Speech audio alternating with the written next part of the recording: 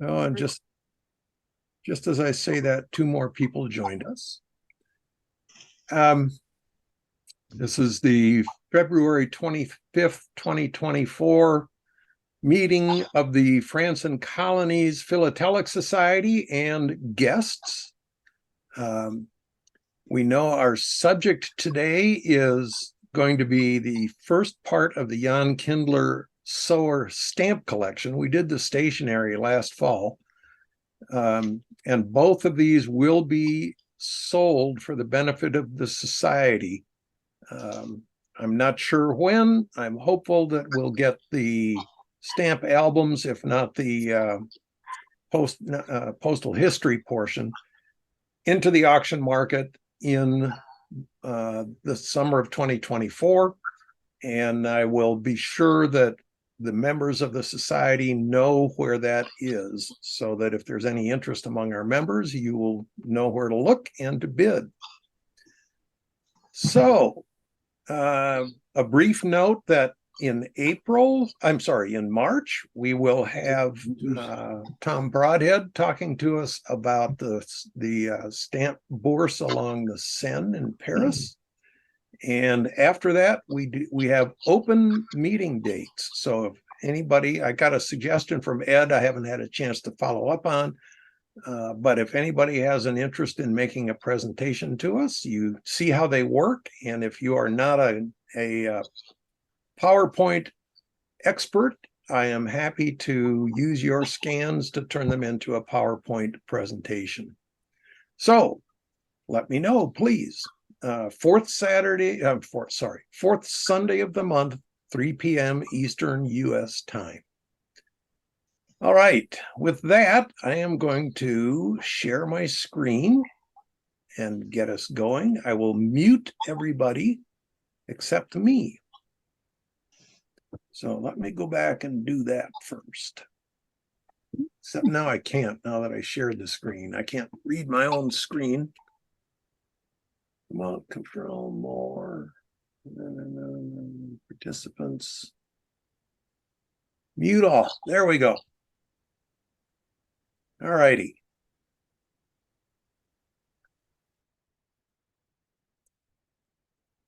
Today, we are looking at what I have prepared from Jan Kindler's stamp album, which I want to say Jan died in the mid 90s. So it's been a long time since anybody actually worked on Jan's collection.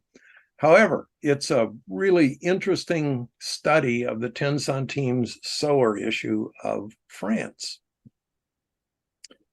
It's almost put together like an exhibit. I'm not sure if he exhibited these pages or if this was just done for his own amusement and edification. But it's on quadrilled pages in a clip binder.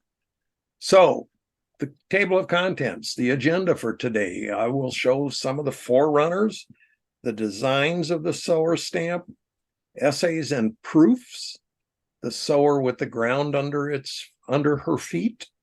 Then there was a revised design with thin lettering where the ground went away, and they didn't like that so much, so they revised it again and made the lettering a little thicker. At the end, I will show you some production issues and printing flaws that Jan had in his collection. I have allowed participants to unmute themselves, so if you have a question somewhere along the line, raise your hand or interrupt us and we'll address it. But most of what I know is either from being a collector for many years or from what Jan put in his album. So if he didn't write it down, I'm probably not going to be able to answer it. Here's the predecessor issue, actually two before this, for the 10 Centimes stamp. The Rights of Man stamp was not very popular. It was kind of a muddy design. As you can see, the word postus was crammed into the frame at the upper right of the stamp. Issued in 1900, it was withdrawn just about 18 months later. There were a couple of types of this design, one of which had the stamp and the value printed together in an effort to save money, because this was used for several different value stamps. And then they redesigned the die so that everything was printed in one pass through the press, and there were some design differences.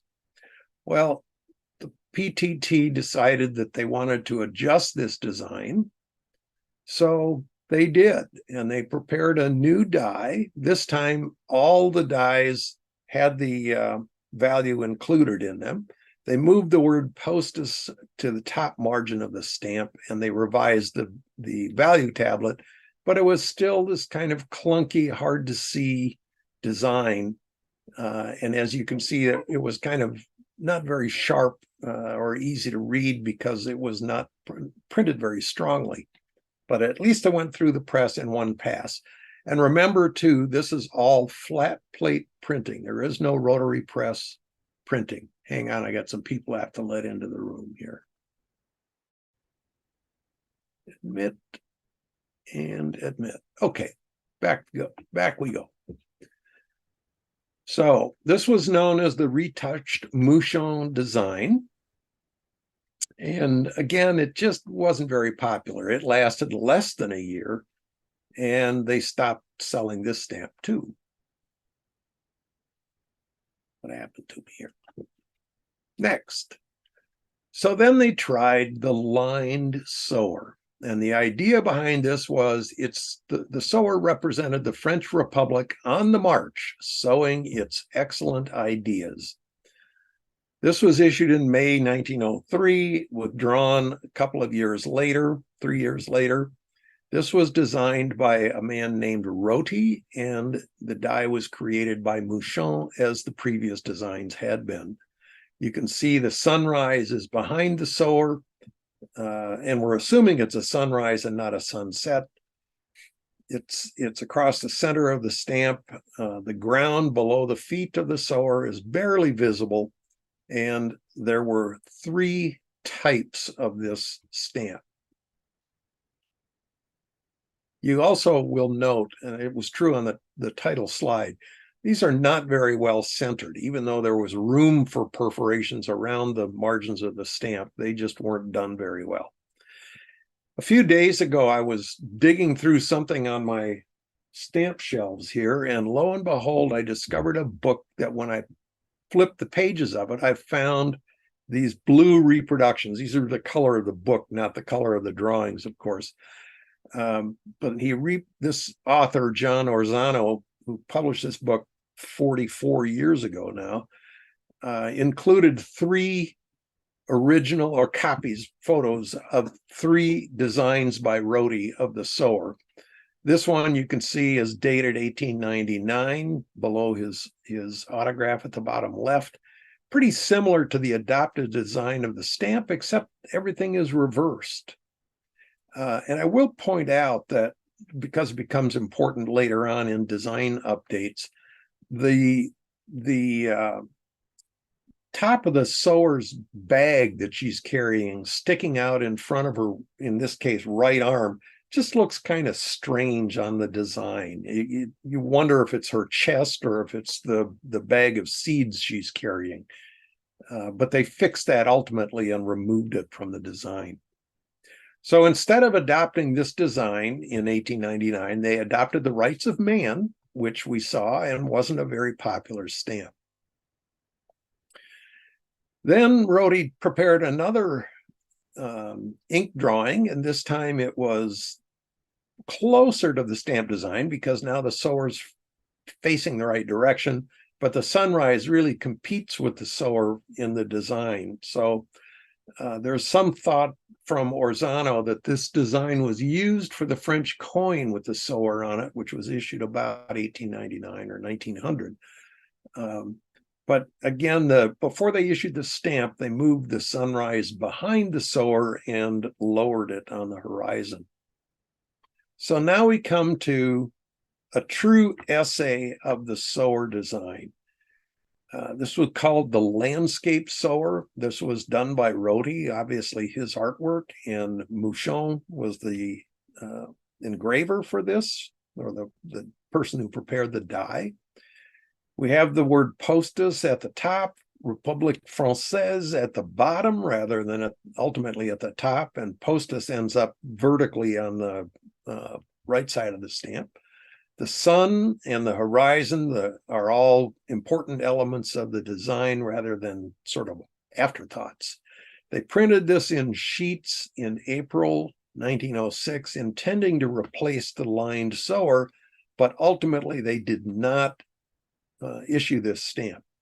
Now, the next stamp is another essay very similar to this, but I would have you pay attention to the cross lines in the Sower's two arms in particular. They seem to be adjusted in the next stamp. So this is also in the Kindler collection, and you can see the design has been adjusted just slightly. The printing is a little strange. The mottled background and the mottled character of the Sower's arms now, those strong horizontal lines in her arms are gone. It creates a little more contrast with the background, but it's still not a very attractive stamp overall. So it also was not issued. This is how they printed these. So you can see the final Sower design, 1906 design, is at the top of this in 2 panes of 25, and the essays are in the lower, or in what would be the center of a pane of 150 stamp images. They printed 120 sheets of this. The bottom portion of the sheet, where the last 2 panes of 50 or 25 would have appeared, are blank on those sheets. And Kindler himself did not have one of these sheets of 100 in his collection, but he had this photograph of what it looked like. So I put that into this program. You can see the ground underneath the Sower's feet in the top stamp. And I will point out, because it's important in a couple of slides, there's a notch in that pressure bar at the bottom right, below the second or the fourth pane of 25, if you will. Here is an essay sheet, and it appears like this in Jan's collection without the 1, 2, 3, 4 numerals on it. I added those just so we could tell them apart. But you can see the progression of the design of the essays across the page, shading the ground a little more strongly in each as they move across. And then finally, on the right-hand side, the sun is gone from the design, and it's just a plain background, a solid background. These are now plate proofs, no longer essays. The one on the left is printed on stamped paper. And this was the one of which 120 sheets was printed. Every one of these that's imperforate is a plate proof. There were no stamps printed that were intended to be perforated that were not perforated. They also printed some of these on Bristol card, a heavier paper. There are only 3 panes of 25 known to have been printed, and here's a pair from 2 of the 75 copies that were actually printed.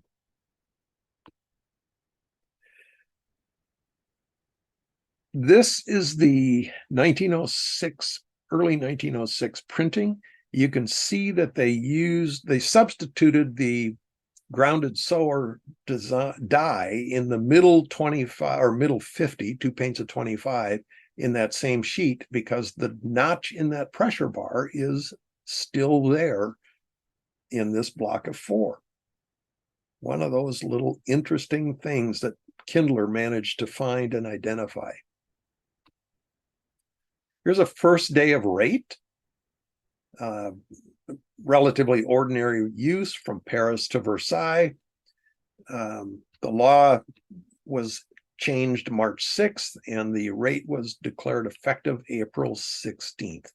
The rate had been 15 centimes and had been in place, as you can see, for a long, long time, and now it was reduced to 10 cents in 1906. That's about the only piece of postal history in this presentation. So Here's the emergency issue. They had withdrawn the Rights of Man stamp, the second design, and they needed something quickly to replace it. So they were printing sheets of 50 stamps. They printed 2 million of them on April 10th in 1906 and distributed them to the post offices. And this is the one that had the Sower in the next 50 positions below it. So when you saw that black and white photograph, it had the 2 panes of 50 across the top. They used that to print 2 million stamps. Considered it a provisional printing from the SA plate. That became plate 1, and then they created the full sheet of 150 stamps so that they could print a whole bunch more after the emergency printing of 2 million. The Sower is slightly different in the right-hand plate 2 stamp. I point out some of the differences, but you can see there's fewer lines, fewer shading lines in the Sower, and the lettering is a little bit thicker in the right-hand plate 2 copies, especially the C of Centimes and so on. And then they, like they did in most French stamp printings, they added the millésime. This is still 1906. The emergency printing was on fairly white paper, and then the full printing after the emergency printing from plate 2 was done on a slightly darker regular paper, and the ink was a little bit lighter than the emergency printing. And you can see here that the lines in the Sower's arm just about disappear on plate 2. Very, very much possible to identify the stamps from plates 1 and plate 2, distinguish the stamps. So you can see also that the early stages, plates 1 and 2 on the left, they printed 28 million stamps, and recognize they're doing 150 at a time and not 50 at a time. But that plate was in use for a long time, and it eventually wore. The Kindler had these examples on the right-hand side from the worn plate as it got worse and worse. We'll see some more varieties that result from that later on. The paper was also of varying quality and colors. The white paper was used for the emergency printing, and then the kind of normal paper, let's call it, in the middle. And then there was a very thin wove paper that they also used in some of these printings. Now, we can have a discussion about this later if somebody knows the answers, but the marginal markings are noted by Jan later on, and I'm not sure what these are, but let's save that discussion for a little bit later in the presentation. The color of the ink varied a lot, and I am sorry to say that when I scanned this stuff, the differences in the colors didn't always come through. I tried to pick scans where you could sort of tell the difference, but on the left, if you were to see the originals, clearly that's a very dull red color. The center is a very dark, and the right-hand side is a very light red color when you see the 3 blocks of 4 set side by side.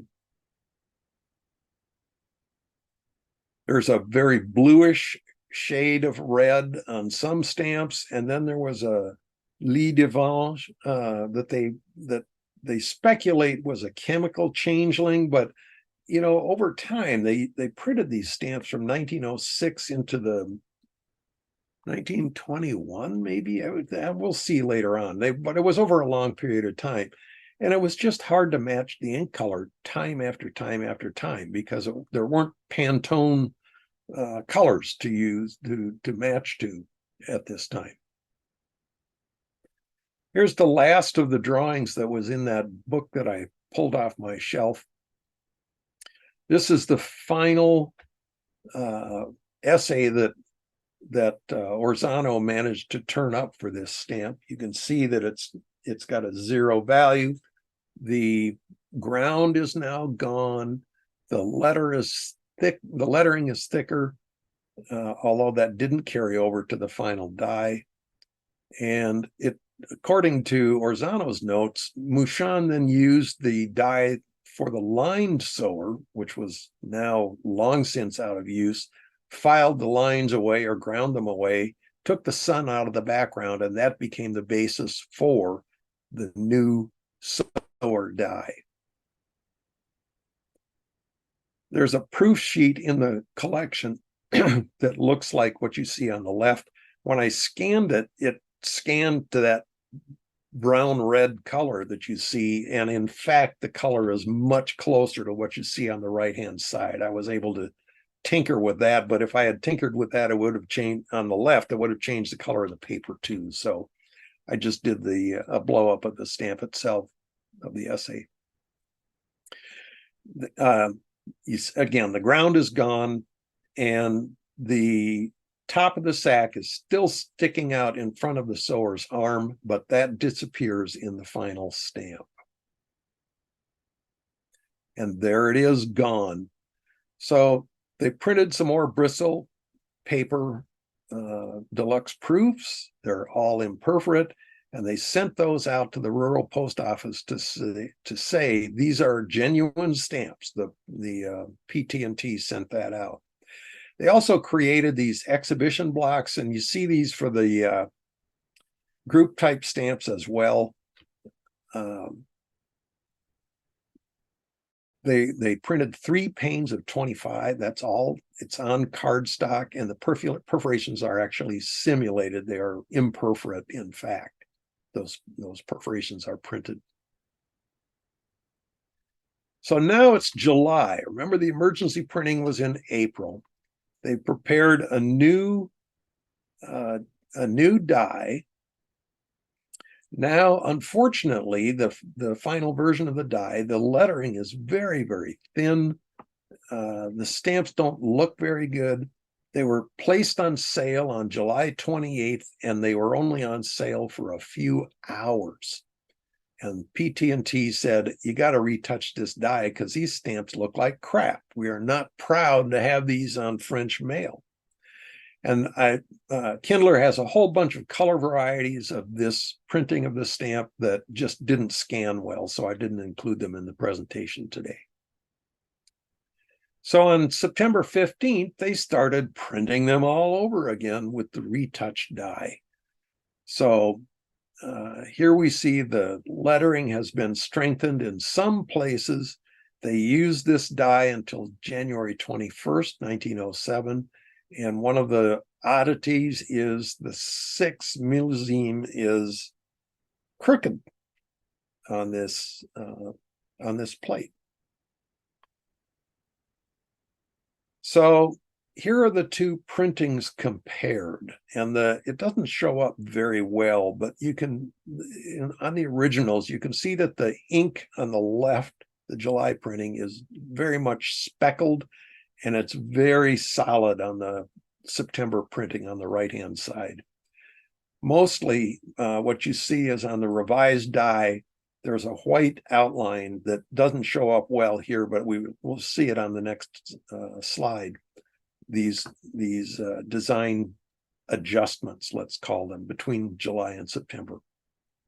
So in the July printing, there's no shading line in the Liberty cap. In the new die, there is, although that doesn't always show up very clearly.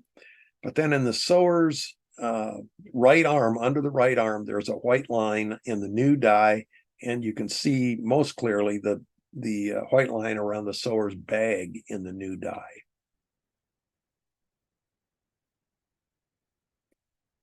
When they printed all these stamps starting in July, I believe, no, in September, these would have been September printings, there were some problems. And what did we see? There's offsets on the back of the stamps. You can see Amy Brune has expertised that. There's a plate flaw that's fairly common where the top right frame line is damaged. And then there's a very unusual laid paper And there's no backlighting or anything. This is just looking at the back of the stamp. It's very clear that it's laid paper. And Jan only had one example of that in his album. Then in 1907, they decided they better do something to improve that die even more, because the thin lettering still looked pretty bad. So they prepared a new die that's in Kindler's collection. They copied it from the previous die, but Mouchon used it for strengthening the lettering, and then used this die for all the Sower issues that were current in 1907. So he didn't carve a value into this. There are also some unlisted color proofs that Jan had in his collection. And the one that's at the left here of these three different images is really, again, closer to the purple of the 35 centime stamp than it is to what you see in my scanner. I just couldn't get it to come out right. All righty. Now we have the new die, the 1907 die, and they started cranking them out because this was the workhorse stamp. This was the equivalent of, in America, the 3-cent Statue of Liberty stamp of the 1954 series, or any other workhorse definitive, the 2-cent George Washington from the Washington Franklins, etc. They printed gazillions of them. So in 1907 and 1908, they used these odd papers, kind of a yellowish and a white paper. And then in 1908, 1909, 1910, 1911, they printed more and more and more. As you can see, the paper is pretty standard at that point, not much variety in it. And again, 1912, 13, 14, and 15, they continued printing these through 1916. You can see that 5 is tilted again, pardon me, similar to the one from 1906. And in December 1916, I think effective in January 1917, the rate changes greatly reduced the demand for the 10 centime stamp, so they just had less need for it and they stopped printing it. There were 4 paper types. This is all from 1916, and it was in one case directly to wartime issues, but it's probably all related to that just because they're different and they couldn't source a standard kind of paper. And I wondered about his terms, paper C, G, J, and of course GC we all recognize because it says that in the borders of those sheets. But I found a website where they actually addressed these paper types and described what they were. So I used that to put the descriptions here. The GC paper we'll see again. Clearly that was an issue, or it was an attempt to reduce paper costs and quality during World War I. They printed some more of these in 1920, and then for the last time they printed them in 1921. At that point, I want to say the Pasteur issue replaced them, but replaced the Sower. I won't guarantee that. So again, over time, these colors varied significantly. You can see that the bright red is very bright compared to the dark red in the middle, and what he called scarlet, and is a color listed in the catalog, is sitting on top of what I would consider the most normal red color of the stamps, and it's clearly different, clearly brighter.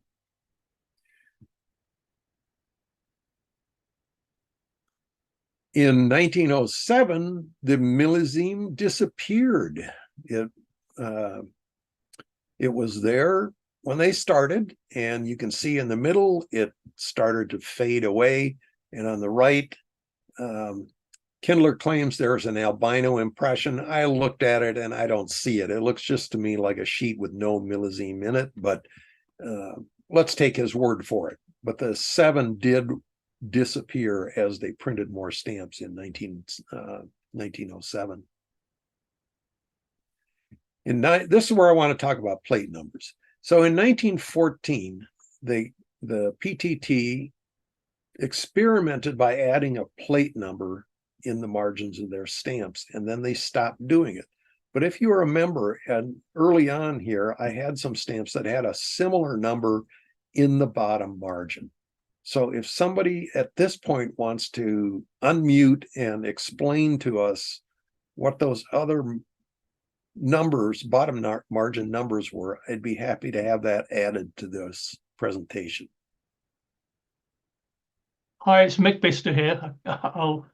Can you hear me all right? Yes, we can, Mick. Oh, fine. Yeah. The numbers that you had on the previous sheet, there were N270413. The N is it's the same combination for any printing. The letter was the technician's ID. It was the person who mounted the press up for the day's work. And these are the slugs they put into the edge of the frame. The next double-digit number was the day, and in this case it was 27. The next double digit was 04, which is the month, April. So those two dates plus the millesime in the column would give you the day's printing of that particular year. And the final double digit, in that case it was 13, was the press number, because they had several presses that would be working for the different values of the stamp. So you might get the 10 centime printed off a particular plate on one press one day, but taken to another press on another day. So that's how they kept the printing data recorded. But the number we got in front of us now, I've never been sure what that trial was for. Some people say it was for the sheet number. As the sheet went in, there was a revolutionary printer at the top, which gave a different number for each sheet that went through. I'm not really convinced about that, because the letter at the front wouldn't have any significance. Right. Yeah. But certainly those numbers I gave you before, those are now, they're Bible, they are. But that one that we've got on the screen now is still very much debatable. Thank you. And anybody who watches this later on will thank you as well. Okay. Very helpful, Mick. So let's go on again. Here's the GC paper. As you can see, it says GC. And as you explained to us, Mick, we have the M22044 at the bottom, and then the final digit, which I think is a 1, being the press number. Yep. So that is the technician, then M, and then it's the 22nd of April or January. No, that's the 20. Yeah. Yeah, that's interesting. You've got there 5 digits. Oh, I know. Yeah, they put yeah. Okay. So to separate 1 from the 11th, so that would be the 22nd then of November, and then your press number is what, 1? I haven't seen that block after a number before. It might just be press number 1 then. Yep. Yep. All right. And clearly 1916, because the GC paper was only used then as a wartime conservation measure. And with the control mark as well in the bottom right hand, that's absolutely beautiful. Yes. Yeah. Yeah. And the marks on the left, the holes on the left to hold the paper in place as well. That is what you call an exhibition piece. Yes, very much so. All right, so this was only used, this paper was only used in November and December, but it was used for other values. And we all know that because GC paper is listed for several values in the catalogs, and not just for the Sower stamps. All right, we're getting close to the end of this now, but here are some of the problems that showed up. Here we have on the left a row of 5 from the upper left pane of 150. It's perforated across the bottom of the stamps, but there are no vertical or perforations across the top of the stamp. So obviously something got left out of that, or the sheet was placed in the wrong place in the perforator. On the right, we have a block of 4, and only the perforations at the very top are missing.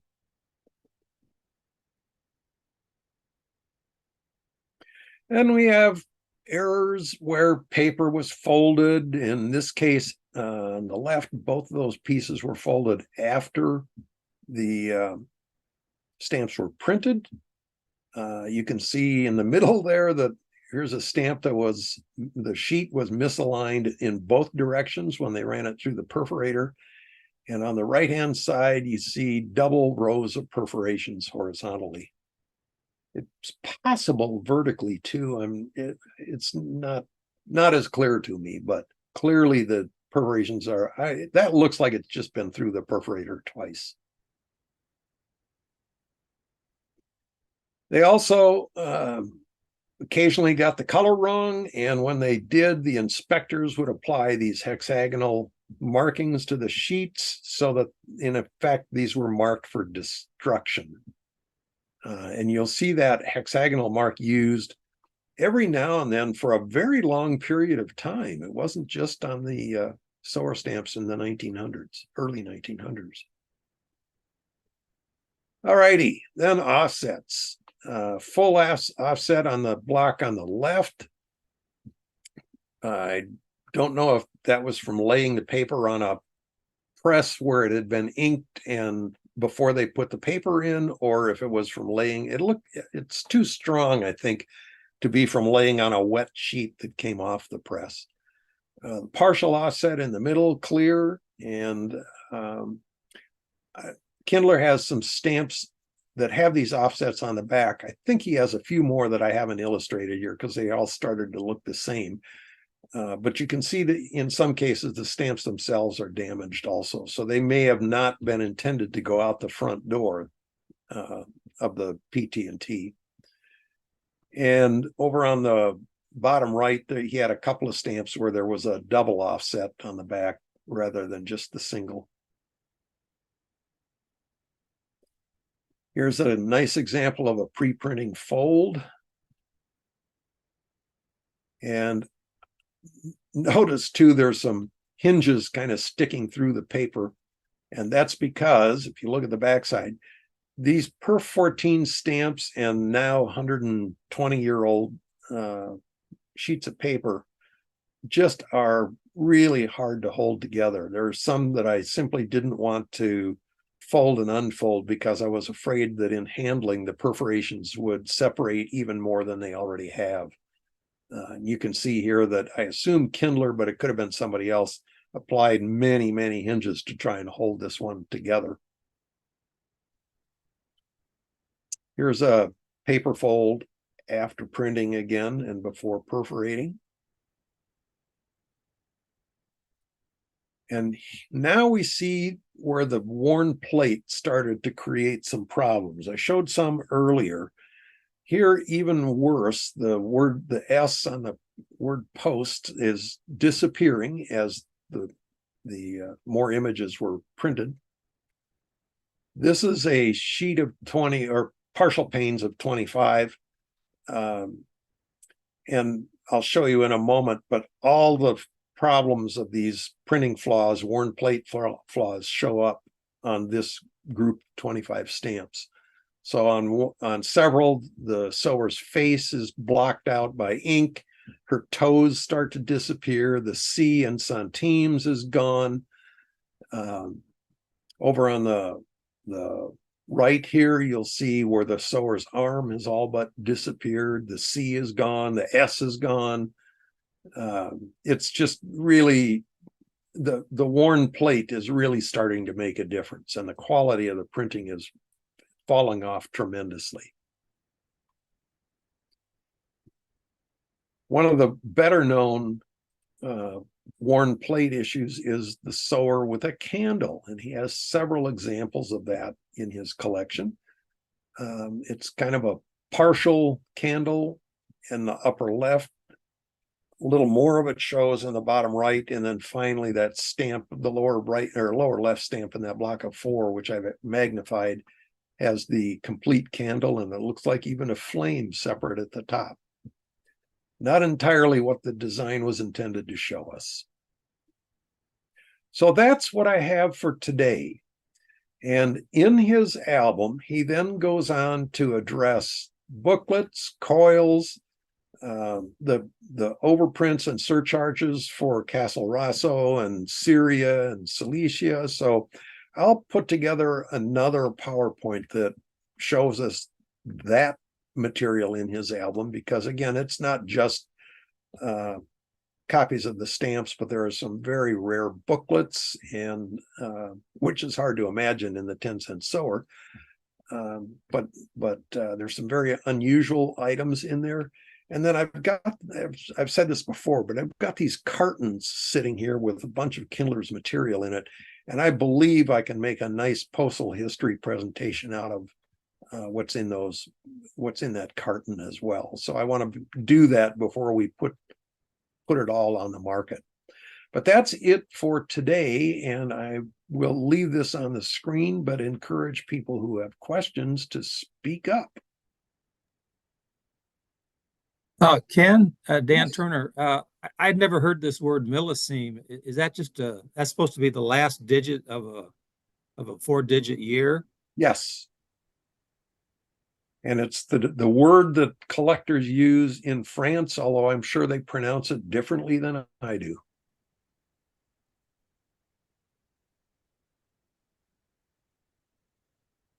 And it's actually common. It's common on group type stamps. It's common on French stamps themselves. I don't remember just because it's not significant to what I collect, but I don't remember when they stopped using that.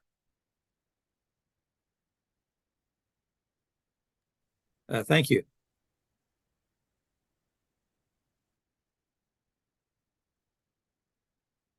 Anybody else?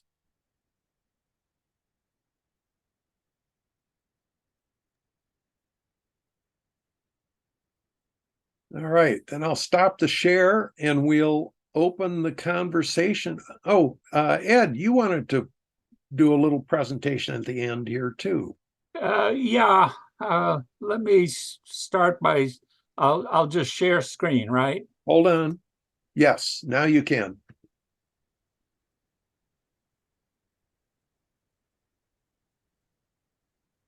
Okay, I wanted to put something together about what I remember about Jan Kindler, since we've been discussing him for this meeting, and it got a little out of control. So I'm going to wander around a little bit, but you'll just have to accept the fact I'm an old guy and my brain wanders, and we'll see how this goes. Okay, does everybody see that now? Yes. Okay. So I wanted to start with a picture of Jan. And I dug around in the old philatelists. Actually, I didn't dig around. I just did a Google search, and it came up.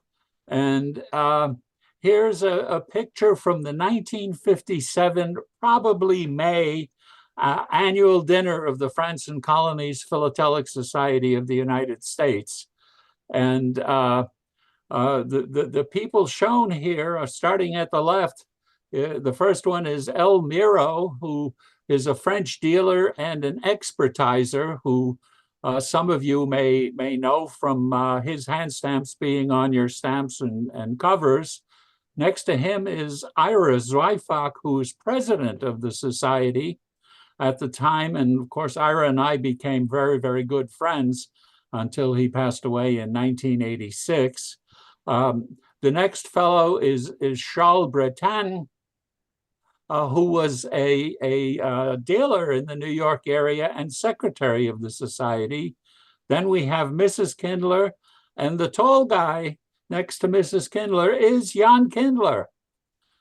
So we get a picture of him, but that's 1957. By the time I knew him, which was probably in the 70s and maybe into the 80s a little bit, he had a goatee. At least that's how I remember him, if my brain's working right. And next to Jan is Georges Baer from the famous Baer firm and the father of, pardon me, did I say Georges? Yes, Georges Baer. And probably many of us have met his son Bernard, and certainly his grandson Pascal. And of course, the fellow at the right is Robert G. Stone, who's certainly within this society and beyond a philatelic legend. So Jan looks a little tall, and he was tall. I will attest to that. I just thought I looked through my database and I said, gee, can I find anything that Miro had expertise for me? And I came up with this big Guadeloupe wrapper of the 40 centime on blue paper. And you can see the Miro signature along with that of others. If you buy a piece like that, you want to have a lot of signatures on it. It's quite important. And I did a Google this afternoon on Charles Breton, and this came up. It's actually on eBay if anybody's interested in some ephemera from the France and Colonies Philatelic Society and its members. He passed out this little stamp wallet to his clients and potential clients. This one is on eBay, and you can see it has a Ceres stamp in there, which I think is a nice piece of society memorabilia. One of the things that Jan always talked about is he was good friends with the artist Man Ray. Man Ray did painting, sculpture, photography. He was quite an artist of the time. He was born in the early part of the 20th century and died in 76, I believe. And here are a couple of his works that I just caught on the web and thought I would show.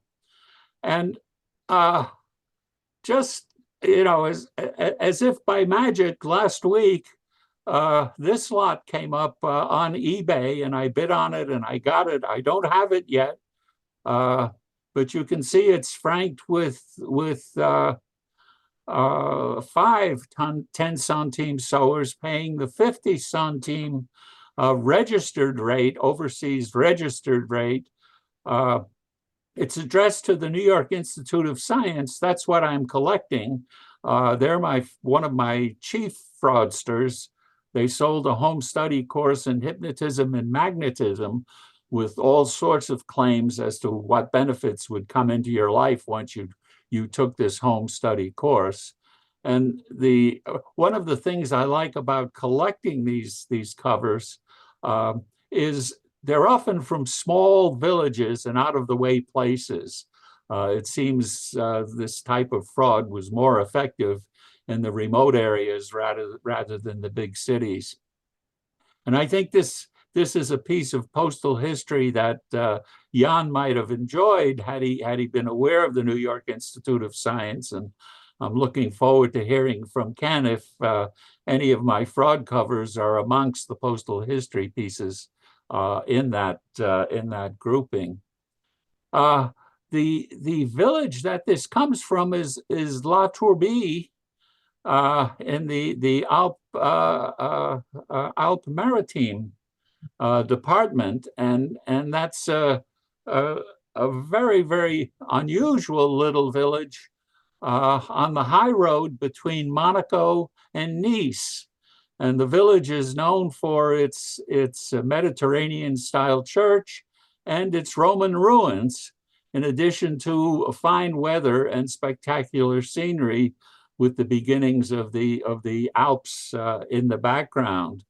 When I saw this, it reminded me of the fact that sometime in the 1990s, I actually went to the big annual show in Monaco.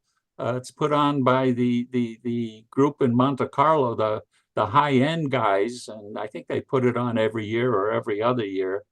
But in the 90s, I decided to go, and our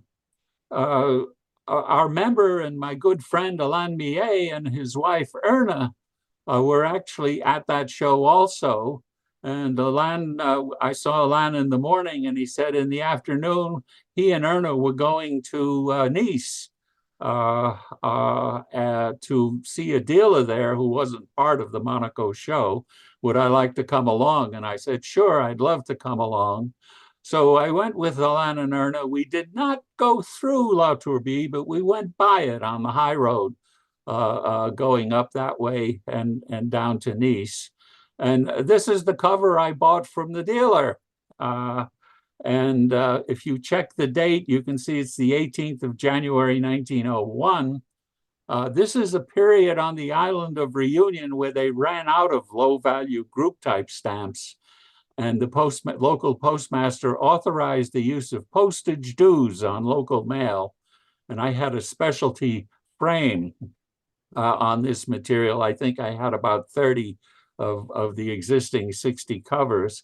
And this one was quite unusual in that it's franked both with group type and the Duval postage due to make the 15 centime rate from the little village of St. Paul to the main town at Saint-Denis. So that was a really nice piece of postal history that I picked up, and I paid an absolutely outrageous amount, but it was for my collection. And then that evening, I invited Alain and Erna to dinner at the Monaco show. We had dinner at the Café Luca. I remember it very well. It's an ordinary local restaurant within the Principality. It was mentioned to me by fellow member Jerry Massler, who some of you may remember. And what to me was outstanding about this restaurant is the chef de cuisine and owner was one Jean-Luc Grabowski. We shared a common last name. Needless to say, even though the hour was late, I had no problem in getting a reservation at the Café Luca. And as we were finishing up with our coffee, Jean-Luc joined us and sat with us for about 20 minutes with a variety of chit-chat of how his parents got to France and what it's like being in the restaurant business in Monaco, et cetera, et cetera, et cetera. And today he's still alive. Of course, he's much younger than I am. And he now owns restaurants in Guadeloupe and Haiti. And being a proper Grabowski, he lives in Guadeloupe. Of course, I collected Guadeloupe. So how about that? So that's the little story I wanted to tell you. Bring in a little bit about Jan and where else it took me. And I'm looking forward to the postal history presentation of the collection. Thank you, Ken. Oh, that was great fun, Ed. Thanks for putting that together. All right. If there are any comments or I can clarify, Ken, your question about how long the Sims were around, and they pretty much stopped in 1926. Thank you. Thank you. And I'm going to stop your screen share here. okay. All right. And who else?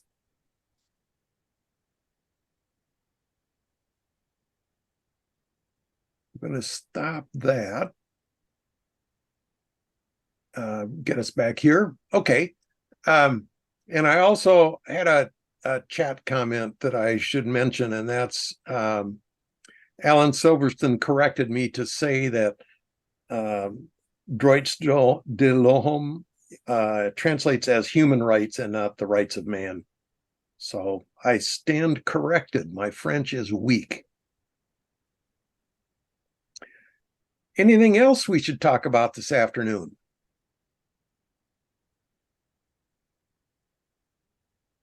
I'm not hearing anything. If not, we will adjourn. I think your presentation was very good. Thank you. Oh, you're most welcome. It was fun to put together. I learned a lot today. Thank you. Did you say there's 2 boxes of postal history? Yeah, I've got 2 boxes of stuff sitting behind me on the floor. Okay. You can't wait, can you, Ed? Oh, well, there's one item in particular I'm dying to see again. And that is Jan had a special cover with the 10 Centimes Sower on it that had a special hand stamp. And it turns out that a local postman, I don't remember, it might have been one of the Paris offices, in delivering his mail, was stealing social letters with social security checks in them. He could identify them, and he was cashing the social security checks.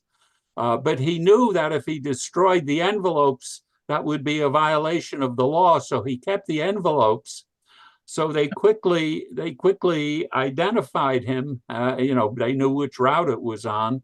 And when they broke into his house or apartment, they found all the empty envelopes. And so they created a special hand stamp that the contents of the envelope was removed due to an indiscretion of a postal employee. And they had this broad hand stamp, and Jan had one of those covers in his collection. And I just remember that one in particular. Yeah. Well, good luck. I hope it's there for you. I have a request from Steve Nadler, who is on today. He sent me some Andorra scans and asked for help. And I want to get these up on the screen here. It's going to take me a moment, but I can get one of them up right away and share the screen. And you guys can start thinking about it. And Steve, feel free to unmute when we get this on the screen and to talk about it. All right, now I go back here. Wait a minute, that's not it. There we go. Share screen, and I want it to be that one. There it is. Can you guys see that? Steve, the floor is yours.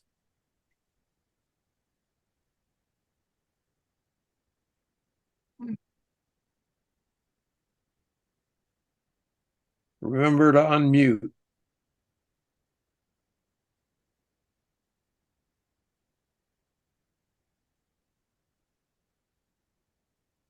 You still there? So, can you hear me now? Yes, thank you. Okay, thank you, Ken. It's nice to see you for the first time. I have this cover that I just got from Andorra with this high value. And can you show the reverse of it by any chance? I The can. backside? Let's see. I need to get back to a Zoom screen here. Everybody can see that it's Airmail Express registered. Right. And it's dated October 10th of 31, 6:30 in the morning from the Capitol. I'm trying to find a screen that will let me share. We don't need this. If you can eliminate that front and just show the back. Here we go. There's the back, right? Okay. What interested me about this is that I collect pneumatic mail, and so it went from Andorra, addressed to Lyon, but it went via La Tour de Carol in the Pyrenees Oriental department, which is not far from Andorra. so it was addressed to Lyon, and then it arrives in Paris at Gare de Austerlitz at 10:40 on the October 13th, and then an hour and 40 minutes later, it's at the Gare du Nord. So it went between two pneumatic tube stations in Paris. There is no receiving mark in Lyon, which is a disappointment. But my curiosity is, how did it actually get from Andorra-la-Velle to La Tour de Carol, and then from La Tour de Carol to Paris, and then from Paris to Lyon, I'm assuming is by airplane. And it took 2 days. If you notice, it's December, what is that? December the 12th in La Tour de Carol, which is 2 days later than what the originating postmark is. October, but yes. So I'm just really totally confused by this particular cover. And I bought it on eBay from Triple S, a dealer, I think in Pennsylvania. I know the dealer. He shows he has a table at the Rocky Mountain stamp show. He's in in Ohio. May. He's in And then Columbus, actually. Pardon me? He's in Columbus. Columbus. Ohio. And then I found the second cover that I sent you, which is almost identical to this one, with the same cancels, the same, all the same dates and everything, but from La Messina, which is a suburb of the capital. So I need a lot of help understanding these two covers. Hmm. I'm going to undo that one and I'll put the other one up here. I've got the back of it anyway. There's the back of the second one. So it's again October 12th, and it arrives at Austerlitz at 10:40 on the 13th. It goes out from Gare du Nord at 12:20.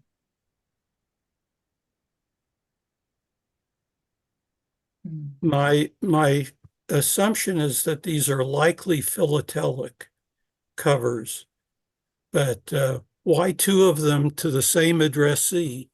And I can't read the name of the addressee in Lyon, but the handwriting is identical. Everything is identical except the covers come from two different places. Hmm. One is a hotel cover, and the other is a cabinet manufacturer cover with corner cards. Anybody can help me? Can you read the name, Monsieur Pierre? But I can't read the last name. It looks like Bacharach, like the songwriter in America. Yeah.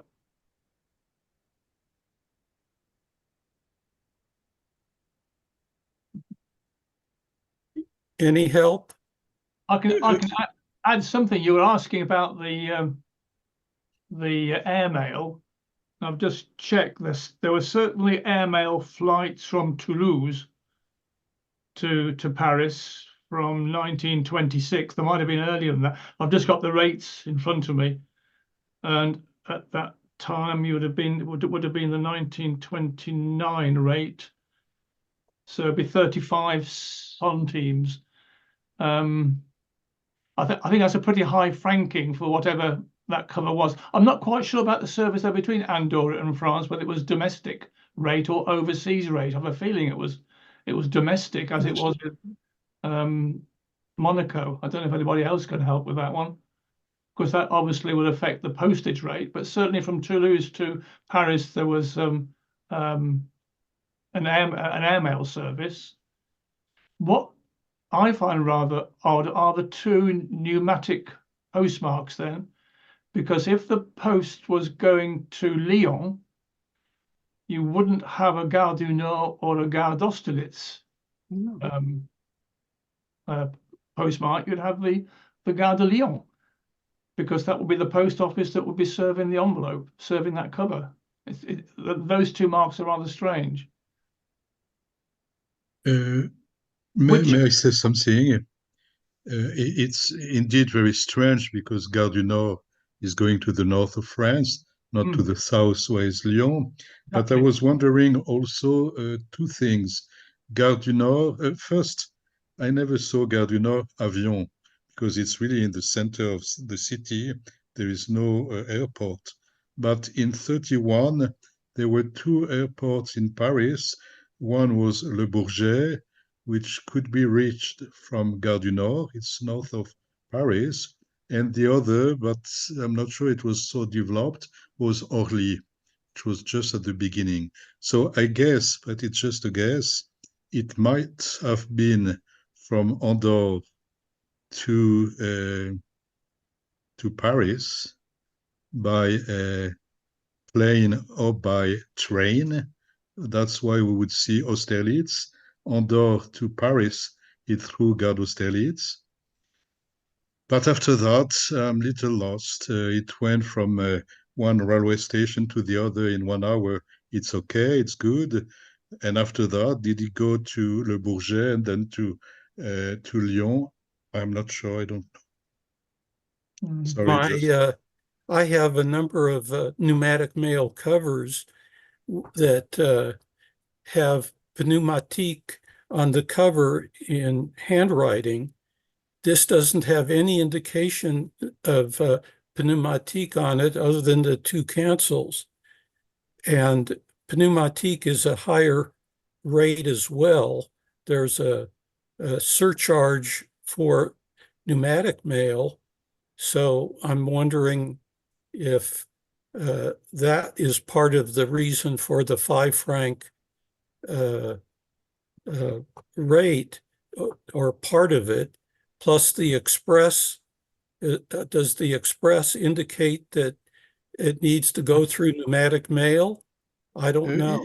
The pneumatic could have been used from Austerlitz to Gare du Nord, from one railway station to the other. The pneumatic just works inside the city of Paris. But it's, I don't know. I'm also surprised by the fact that the stamp, which is a Merson, was still used in 1931. I'm a little surprised by that too. When was it first? It's part of the first set. Was that for 1920 when it first came out? Well, this stamp was without the entourage on it, but it's a stamp from 1900, 1900. Right, but when it was overprinted Andorra, I think that's part of the first set of Andorra, French Andorra. And I think it was produced around that time, 1930, 31, with the overprint. Okay. I could be wrong on that. But it's I don't know what else to say. I don't know. Yeah. Okay. Well, I appreciate everybody's help on this. I was taking a quick look to see if I could see Andorra listed separately as one of the UPU countries. I'm up to 1899, and so far the answer is no. Oh, yeah, according to Scott, that set came out in 1931. So the stamp was current. Oh, yeah, Yes, in 31, issued in 31. yeah. Yeah, should be. I was just looking at Stanley Gibbons, and yeah, that's confirmed.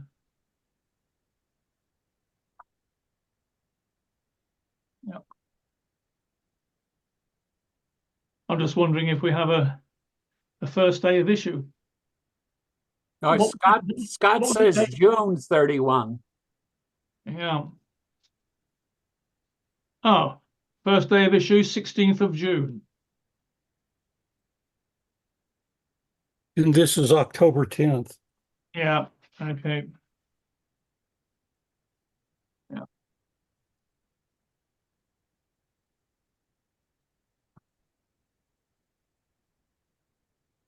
Are So there, I think we can assume that that cover has travelled all right. It's not one that's been in someone's pocket as they've gone around the country and had it stamped. It is a pity, as you said, there isn't a Lyon arrival mark. But it is gradually fitting together. Now we know it's a 1931 issue. Well, I think it would take some time to try and work out what the actual rates were to reach that £5. I think that £5 was simply put on as being a beautiful stamp to put on a cover. Because I noticed the alignment of the airmail and the express cachet and the what was the third one, the register, all neatly put on the left-hand side as very, very carefully arranged. So there certainly is a philatelic element, but I don't think it should detract from the fact that that cover has gone through the post.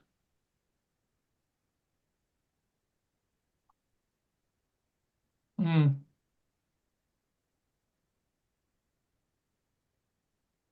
Yeah. there was was there also an airport at Perpignan at the time? Ooh.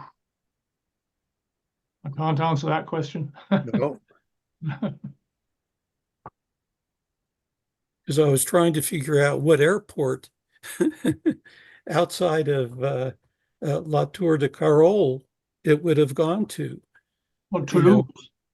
Toulouse. Yeah. Yeah, you think it went to Toulouse? Or Toulouse is, yeah. Toulouse would be the nearest major airport in that area. Okay. Because it's central Pyrenees, and also it was one of the few cities in Paris at that time that was offering an airmail service.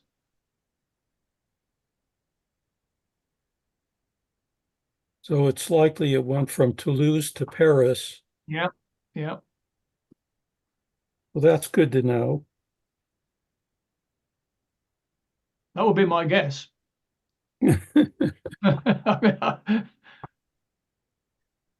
How do you know it didn't go on a train to Paris? Well, I'm just assuming because the high value of the stamp that would, I think, paid for several journeys by airmail.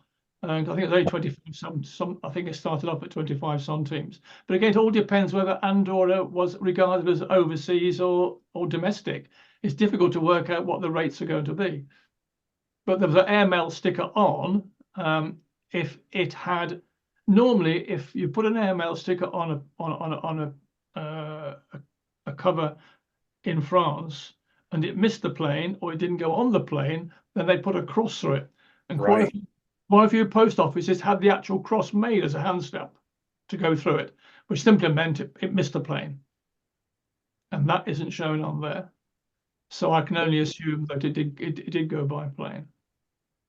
And it left the postmark at La Tour de Carol is 1:35 in the morning on the 12th.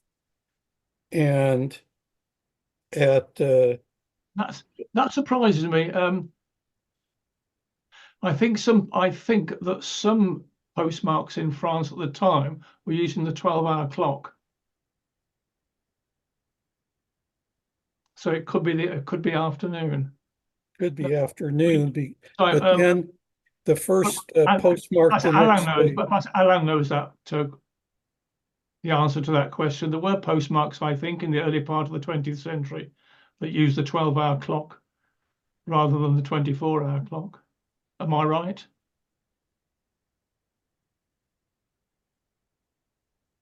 Not answering. No.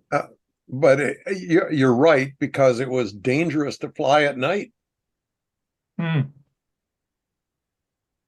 So if it was at 1:30 in the afternoon on the 12th, Yeah.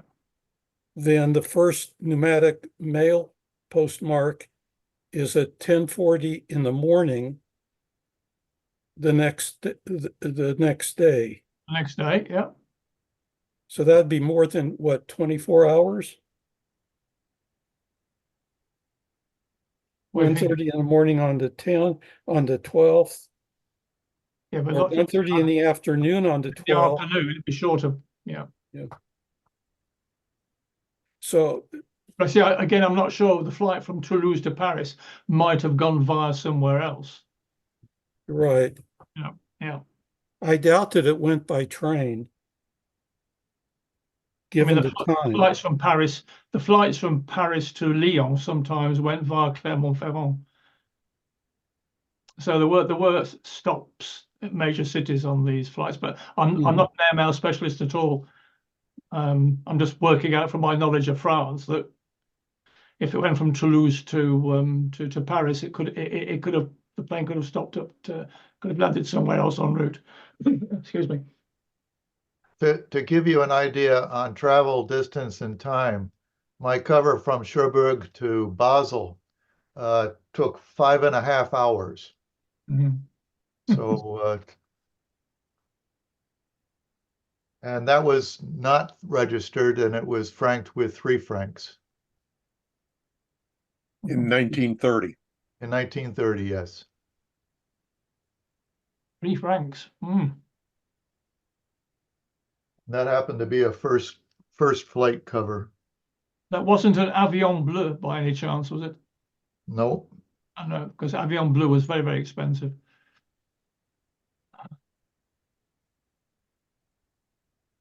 Well, if it was not registered, as one more example of how registered mail slows it down, right? Yeah. that's true, because 5.5 hours later, I get a received stamp at Basel.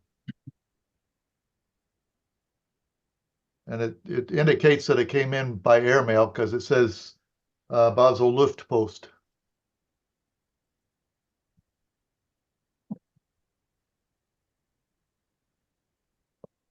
Any more enlightenment of the group or questions for us?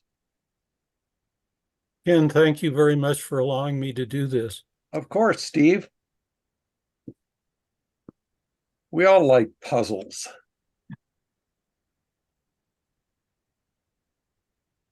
If not, let's adjourn until 4 weeks from today when Mr. Broadhead will address us. And until then, have a great time with your stamp collection. Thank you, everybody. Thank you. Thank you very much, Ken. Thank you. You're quite Bye. welcome. Thank you.